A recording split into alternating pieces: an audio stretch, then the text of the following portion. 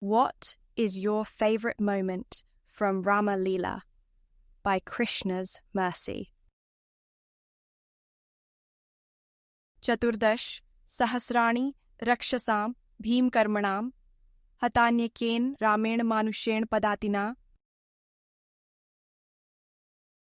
Quote, those 14,000 Rakshasas of frightening deeds were eliminated by that one man, a foot soldier who was Rama.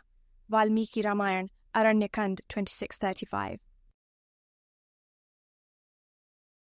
I apologize if the question I am about to ask is out of line. I can't believe I have to be afraid of offense in this situation, but I don't ever see such questions brought up in formal settings, such as when a spiritual leader is visiting the area. Their talks tend to focus more on the internals of the devotional culture. It is like an auditor coming to inspect the operation. They fill out a report at the end, identifying the gaps. The issues have a priority to them. Some remedial measures need to be implemented immediately, for instance.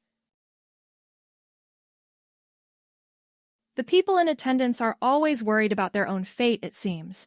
They want someone to give approval to their behavior, to their habits, to their way of life.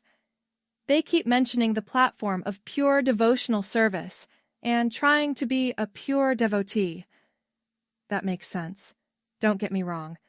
But I tend to be more in awe of the subject matter itself. For instance, if someone discusses the avatara of Sri Rama and his pastimes kindly documented in the Ramayana poem, my thoughts immediately go to comparison. I want to know where the preferences of the speaker lie.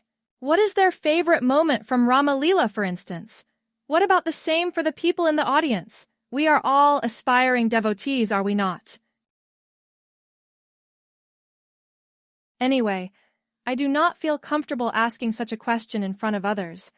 I have attempted something similar before, and the speaker was not too happy about it. They wanted me to focus on the principles, on the topic at hand. It makes no sense to me, since in every other subject people tend to discuss their favorites. Which movie they think is the best, which restaurant they like to frequent, who makes the best peanut butter. So, very quietly, in almost a whispering voice, I want to know what you think. What is your favorite moment? Which incident do you meditate on? Late at night, when falling asleep, what do you remember? When stuck in a horrible dream, what image do you contemplate in order to find hope?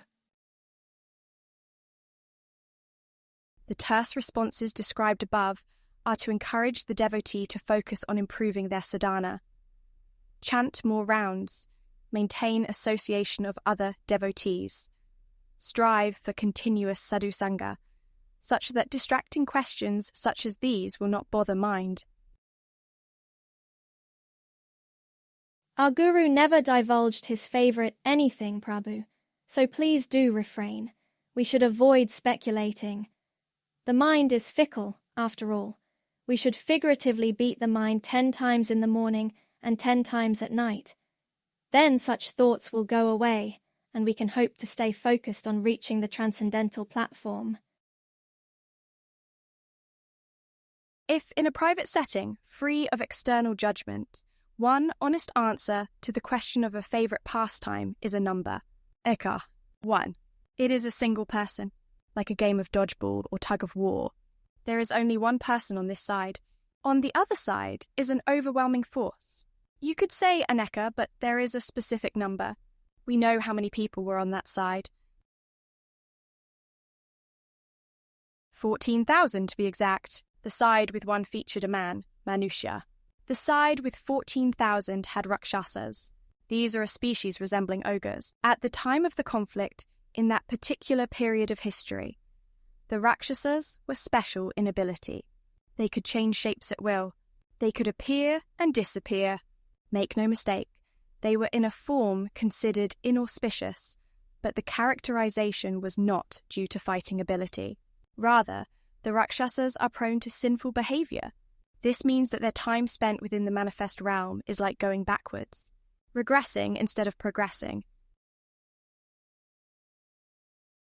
The one man was actually Vishnu. It was Sri Rama.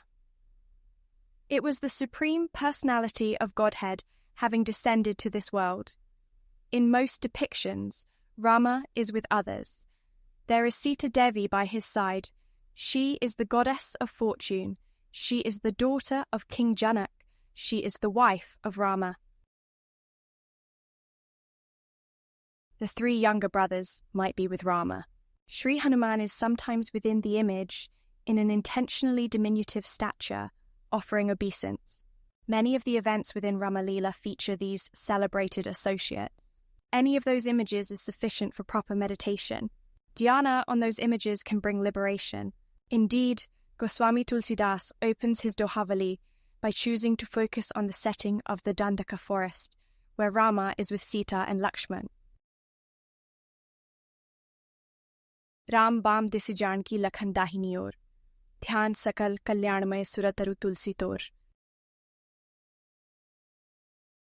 Quote, meditating on Sri Rama, who has Janki to his left and Lakshman to his right, brings all auspiciousness and is your wish-fulfilling tree, O Tulsi.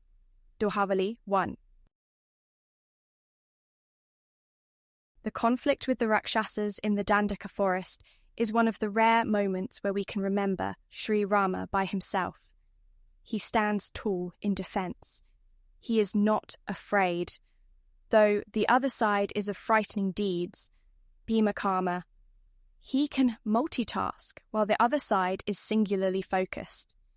He is beautiful to behold in battle, while the Rakshasas are grim-visaged. In closing,